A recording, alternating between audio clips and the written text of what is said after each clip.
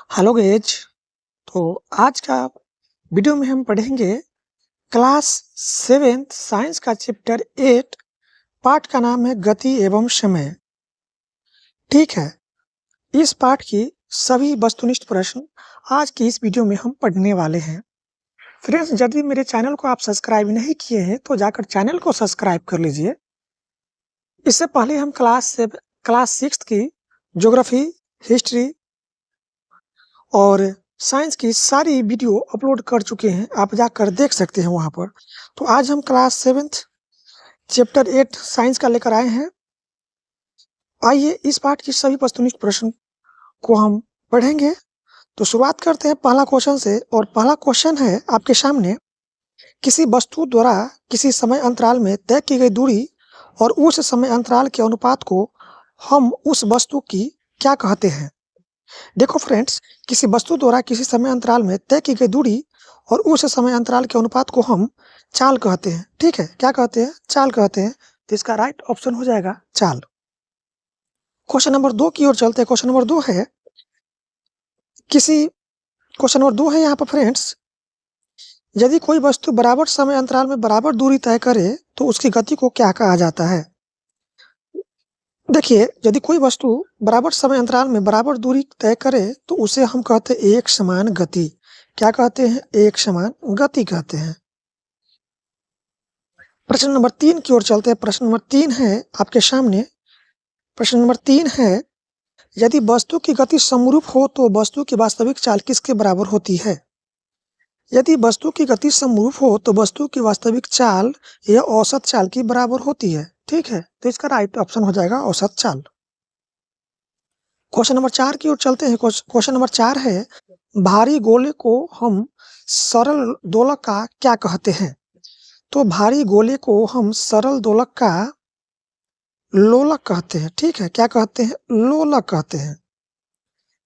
Question number 5 की ओर चलते हैं। क्वेश्चन नंबर 5 है, लटकन बिंदु से लोलक के केंद्र को हम क्या कहते हैं। देखो, लटकन बिंदु से लोलक के केंद्र को हम दोलक की लंबाई कहते हैं। ठीक है, दोलक की लंबाई कहते हैं। अगला प्रश्न है, प्रश्न नंबर 6 है, समय का मूल मात्रक क्या होता है। तो समय का मूल मात्रक सेकेंड होता है। ठीक है, समय का मूल मात्रक सेकेंड होता है। क्वेश्चन नंबर 7 है, प्रसिद्ध कोणार्क मंदिर है जिसमें एक विशेष प्रकार की धूप घड़ियां लगाया गया है, जिसे क्या कहा जाता है।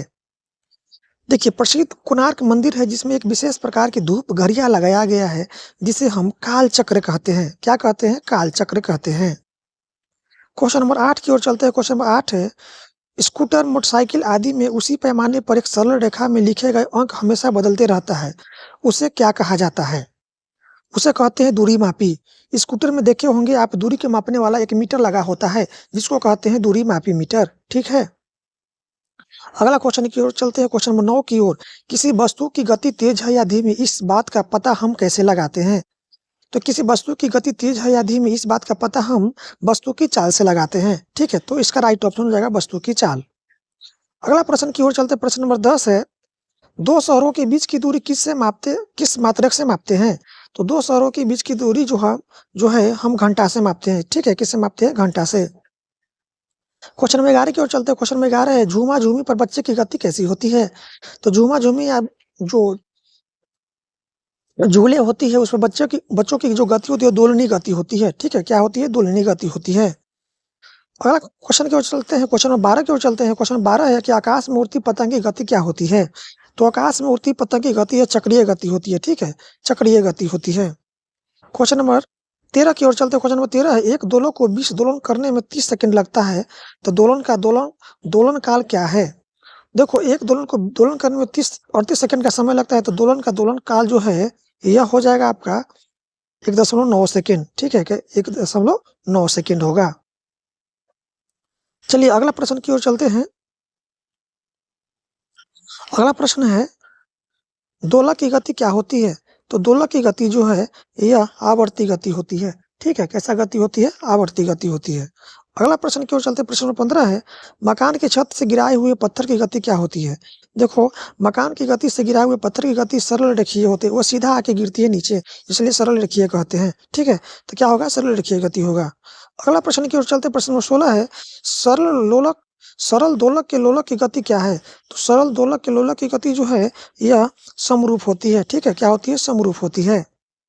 क्वेश्चन नंबर 18 की ओर चलते हैं, क्वेश्चन नंबर 18 है, किसी दिए हुए सरल दोलक का दोलन काल एक दिए हुए स्थान पर क्या होती है? देखो, किसी दिए हुए सरल दोलक का दोलन काल एक दिए हुए स्थान पर यह ए और सी, यानी यह जो है नियत होता है, और दूसरा उसके लोलक की मात्रा पर निर्भर नहीं करता है, ठीक है? तो इसका राइट ऑप्शन हो जाएगा ए और सी, ठीक है? ऑप्शन डी हो जाएगा। तो इस तरह से क्लास 7th साइंस चैप्टर 8 गति और समय, इस पाठ के सभी वस्तुनिष्ठ प्रश्न आज की वीडियो में हम पढ़े हैं। हमारी वीडियो अच्छी लगी तो हमारी वीडियो को शेयर कीजिए और चैनल को जरूर सब्सक्राइब कर लीजिए। धन्यवाद।